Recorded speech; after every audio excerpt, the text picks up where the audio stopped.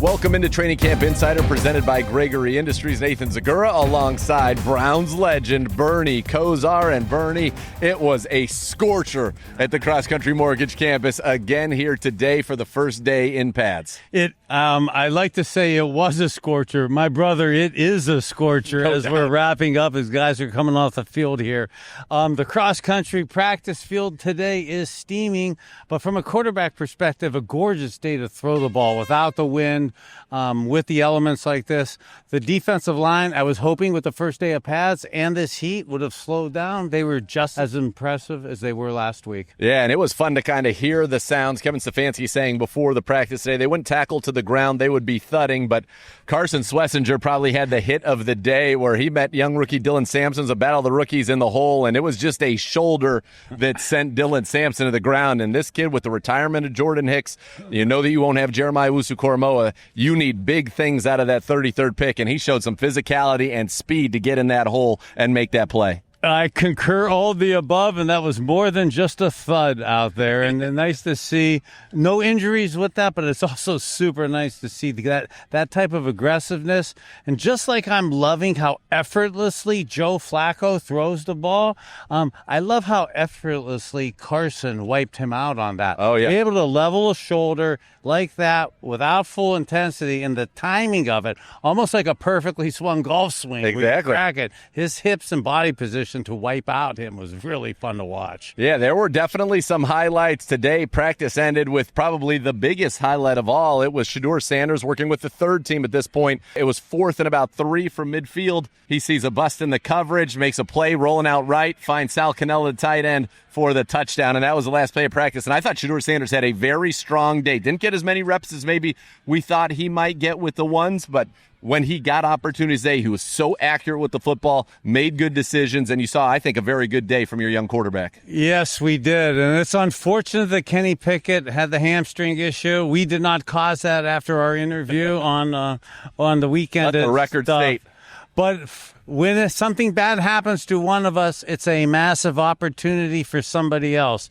And for Dillon Gabriel and for Shedeur Sanders, this is a big opportunity to get more reps. And I think both of them took advantage of that today. And how you correctly, astutely pointed out, one of the things we talked about with them is how they keep their eyes up, and for young quarterbacks, being able to stay calm and patient while still looking up and downfield. And it really materialized with both guys, and Shedeur with the last play did it perfectly. 4th and 3, 0 blitz, stays calm, moves outside, and then not only throws the completion 40 yards downfield, but throws it high enough and accurately to where only his receiver could get it. Yeah, and walked in for the touchdown. That wasn't Shedeur's only touchdown of the day as well. He had one where he climbed the pocket. You talked about that with us on Cleveland Browns Daily when it happened. Eyes down the field, and then made a throw that looked like, when he threw it, was probably going to be intercepted, but he had the exact perfect arc to get it over Cam Mitchell and get it right to Gage Lavardin, the receiver number 84, right at the back of the end zone. You were like blown away by that one. Yeah, so gorgeous. And it's not because he was looking downfield and looking straight and then flipping it out 3/4 the sidearm while still looking down the field to execute a perfectly thrown ball at basically 2 o'clock like that. So I'm 61 years old. That's as straight as my right arm goes, but he's got 40 years to work on that. And if those are the consequences and outcomes of great throws, I want to see more of that, because that is almost impossible to teach and awesome to be able to execute. Yeah, that was a great way for Shedeur Sanders to make an impression today. And you mentioned it, the big news of the day, Kenny Pickett, hamstring injury. Kevin Stefanski saying that he is day-to-day, did not practice today, and it kind of feels like he'll probably miss this next block of practices tomorrow and then the 9:30 practice on Wednesday, get the day off Thursday, and then should be back ready for the Browns. And they've been very impressed with him as they get ready to go to Carolina for the preseason opener and those joint practices. So Joe Flacco got most of the reps with the ones, but then Dillon Gabriel got quite a few today as well. And I thought the throw of the day from him was to Deontay Johnson, who ran an incredible double move, created separation, and Gabriel threw it with great anticipation and was right on the money. Yeah, it's fun for me to watch. And again, I'm not trying to make this about me, but being reflective of 40 years ago to be a rookie quarterback in training camp and trying to appear to be confident and appear to have good timing, I did not. And to see Dillon Gabriel throw a double move with excellent timing like that and great accuracy. It's fun to watch. It was fun to watch, and what you're going to enjoy watching is when Bernie talked with Browns rookie quarterback Dillon Gabriel. Check it out. Great to be out here at Browns camp with Dillon Gabriel today. Dillon, I know this is an interview about you, but I can't be so reflective to think about 40 years ago this week. I was sitting in this chair as the rookie quarterback in training camp, trying to represent cool and trying to represent knowledge of the offense and really not wanting to make mistakes within the huddle with veteran guys like Ozzie Newsome. But some of the thoughts going through your head as you sit here and to finish your first week at camp. Yeah, just constant improvement and growth. And I think the fun part of being a rookie is, you really do start at the bottom, and there's only, going up from there in terms of learning. And of course, there's a learning curve and things that you have to adjust to from, a college game to the NFL game, and you quickly realize the differences. But I think that's all exciting, and as a competitor, you look forward to. But I love that you brought up the calls in the huddle, because definitely veterans, when they're used to a huddle a certain way. It's demanded of anyone who walks in that huddle. So it's also a good thing for us. Hey, what's your favorite route to throw? Honestly, I love I just love runners. I love the feeling of throwing a ball that can be caught and let the guys go and do their job, which is it's fun. To see guys catch runners, digs, corners, even shallows, just taking it for hopefully for 60, but I love to see receivers go do their thing. So when you hear blitz zero and you're preparing for it, what's the first thing that gets into your head? You got to have answers, and that's out of every formation, 3-by-1, 2-by-2, in empty. You got to have zero answers, and that's something that I love that we work on, and different things to get to. I think more game plan driven it will be, but the main thing is you got to have answers. Where I get excited for you and hearing that answer, and then just knowing kind of your skill set and hearing Coach Musgrave talk about your footwork and your play action and stuff. When you add the play action game with the 6, 7, 8 man protection, 7, 8, blitz zero now allows your receivers, your fast receivers, to get into the DBs, get them over routes, those posts, those bow outs, those dig routes. And I see that being something that, man, if I'm you, if I could relive 40 years ago, optimizing seeing blitz zero to really attack it with those type throws. Anytime you can mix those in, and like you were saying, just catch these runners, you let them go do their thing, and that's important. Hey, I know we're wrapping. I wanted to ask you, you're picked third, you got 2 quarterbacks, 2 veteran quarterbacks, you got 2 rookie quarterbacks, you got 3 preseason games. How do you handle yourself with the PR? Because publicly you've handled it good, but privately being able to get all the reps, we're used to being the guy getting all the reps. Now you're trying to learn mentally, and then you're competing with veterans and you're competing with another rookie. I think it's just being myself, and I want to be a great teammate. That's how I show up to practice. But also, we do live in a world of, results are where it's driven. It's a results-based business. So want to see things that happen on the practice field get onto the game field. But, all I can do is control what I can control, and that's my reps, but also being a great teammate to the QBs, to receivers, any guys that need help, and, a great conversation, within that. But I'm excited for the team. I'm excited that we get to do this together. All of this is going to make our team better and see the depth and the strength throughout that. So I think the way we're doing it is perfect for what we want to do. Dillon Gabriel, an impressive young man, obviously most starts in college football Division I history, most passing touchdowns. So he is a veteran. He understands it, and he understands, Bernie, something that you like to talk about. That run after the catch, that's a quarterback's best friend. You're in the record books in Dallas, one of the longest plays. I think you said a 1 yard pass, 87 of rack. Yeah, well, I like to think it was an 88-yard throw, but yeah, technically the airspace was 1 yard, and Emmitt Smith lumbered 87 with it. And when talking, as you saw in the interview, I was trying to pretend to be cool and not lead him on his question against what he likes to do and against blitz and stuff. I love the answer of being able to get guys down the field. He didn't say rack, but that's basically what he's alluding to. And then getting guys running away from coverage. And in college and in the 5-man protection of shotgun, that's tough to do when you're having blitzes and stuff. That's why partly I like him in the Kevin Stefanski offense. When you add in the running game of play action and the 6-7 possibility of an 8-man protection against blitzes where sight adjustments aren't on you right away. The Myles Garretts aren't coming from the short corners all the time on you. I believe that'll really help his game, throwing those intermediate throws, getting the rack. Yeah, and that's what you want, right? To give the guys in this kind of a timing, a rhythm-based offense, you're trying to find that right rhythm so that you're able to get the ball out in front of your receiver and allow them to make plays after it. We'd have to say one guy who continues to make plays in that room, though, Luke Floria, and he had a couple today where he caught it in stride, was able to make the first guy miss, and then it could have been a big play. But Luke Floria has been so far an absolute standout in that receiver room, and he's a quarterback's best friend, right? Because he creates separation. Yeah, this is bringing back Brian Brennan memories, and it's not because of the Mentor Cardinal days or the Kent State Flasher days for Luke, but seriously, last week, getting open early without pads is one thing. To get separation, early in camp against possibly second, third, fourth team DBs is another thing.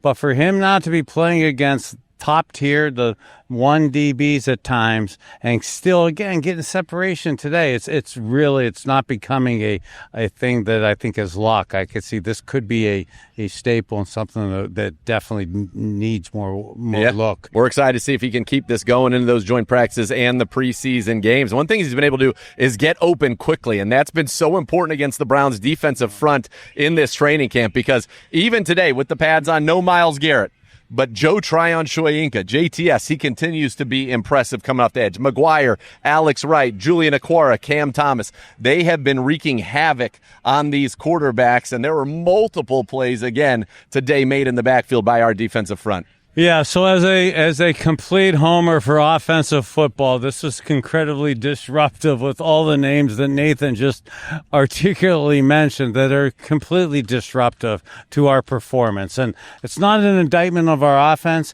These guys, I believe, it's a compliment to how deep, talented they are. And even more of a conviction of me that you will get games like this, you will get teams like this, and it's imperative that you don't try to go 5-man protection again. So, albeit it looked tough in the drop-back throws today, this is why when you get those type defenses, you're going to run the ball, be physical. And I love the way we did quite a few snaps of 13 personnel with 3 tight ends in there today. Yeah, get them in there, and sometimes that's a run-heavy look, and sometimes you explode out of it, get into 5 wide empty with those 3 tight ends, and you get a lot of tells from the defense what coverage they're in, you see how they match up to it, and also hopefully you're getting them to expand out of base, which puts a linebacker, their third linebacker, puts him in space, and that's typically who you want to try to go after. Now, we talked about this defensive line. It's been the star of training camp so far, and Myles Garrett, he is the star of stars. Earned a 99 rating in Madden, once again, justifiably so, and we had him mic'd up for you. Take a listen.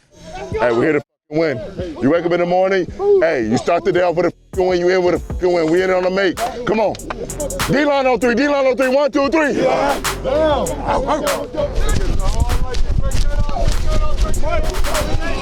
Wide, hey, sit, action!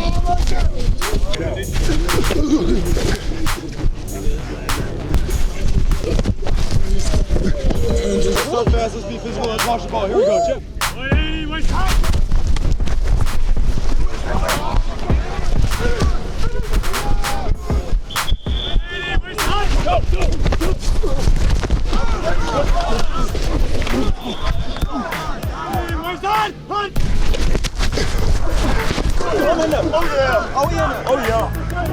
Come on, let's go.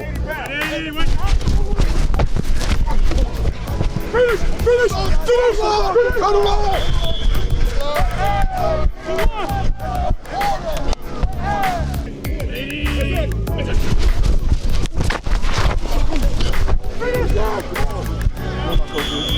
I feel young. I don't know. You're right. You're right. I won't hide no secrets. I feel young because, hey, come back ready to go. Ain't no drop off. We ended well. We started well today. But we got to keep that momentum. Keep it consistent. Win every day. Dogs on 3. 1, 2, 3. All right, fun to see Myles out there. And, sometimes it's almost hard to practice when Myles Garrett is on the field because he can be so darn disruptive. As we welcome in, of course, the play-by-play voice of your Cleveland Browns, Andrew Siciliano. Hey, what's up, everybody? Can they make a 100? One of these days they're going to have to make 100, right? The 99 rating is great. It's an elite club. But how about the 100 club? Yeah, why can't it be 100? Why they arbitrarily cut it off at 99? I don't know. I thought you were talking about the weather today. Well, it is like 102 with the heat index. So, yeah, it feels great. It's a dry heat. What did you think? It most certainly is not. What did you think of the first day in pads? We talked a little bit about Carson Schlesinger, the big moment, Shedeur with a lot of nice throws today. What stood out to you about this team in pads? I was going to say the Carson Schlesinger play, the thud on Dylan Sampson, and the way the defense reacted to it, right? Yeah, Rook, yeah, Carson. That sideline went nuts. And you're going to see a lot more of that. And with Jordan Hicks, unfortunately, retiring, happy for Jordan, like we said, there's a lot on Carson Schlesinger's shoulders. To see him rise to the occasion immediately with pads on was huge. Love Shedeur's ball back of the end zone as well to Gage Lardivan. Get to know Gage Lardivan. Luke Floria, Gage Lardivan are going to rip up the preseason. There's always that guy. Yep. I think this year they have two of those guys. Second string O-line, third string O-line depth, still a bit of a concern.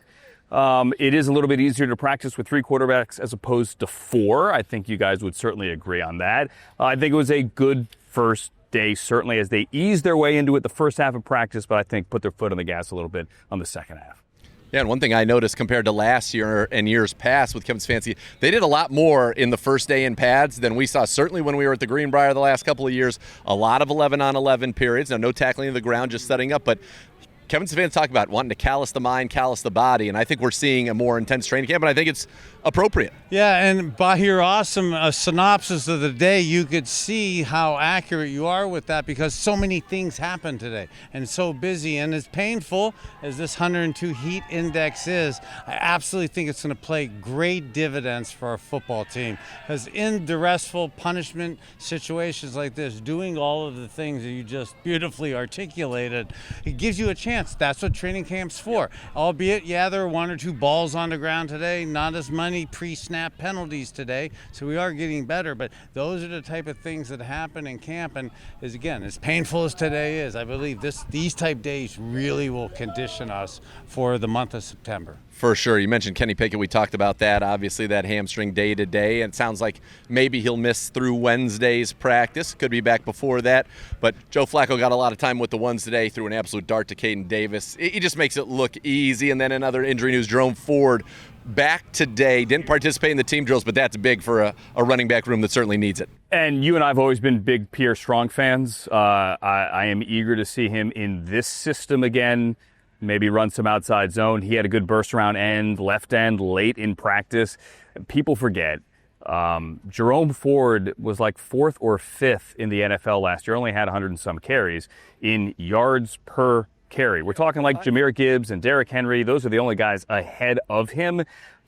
Jerome Ford has the burst in this system where I think he can be a legitimate weapon. When he's on the field, it's going to be a bit different.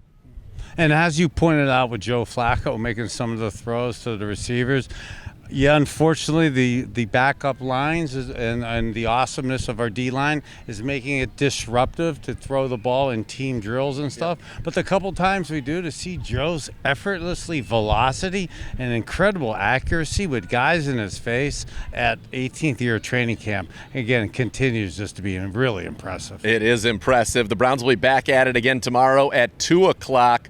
We'll have a 2-minute drill for you coming out of that practice. And then on Wednesday, it's that 9:30 in the morning practice again. And we will have Training Camp Insider for you back on Wednesday. So a lot of highlights today.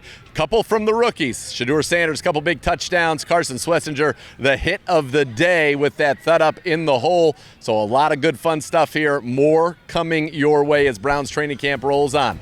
For Andrew Siciliano and Bernie Kosar, I'm Nathan Zegura saying thanks for watching Training Camp Insider presented by Gregory Industries.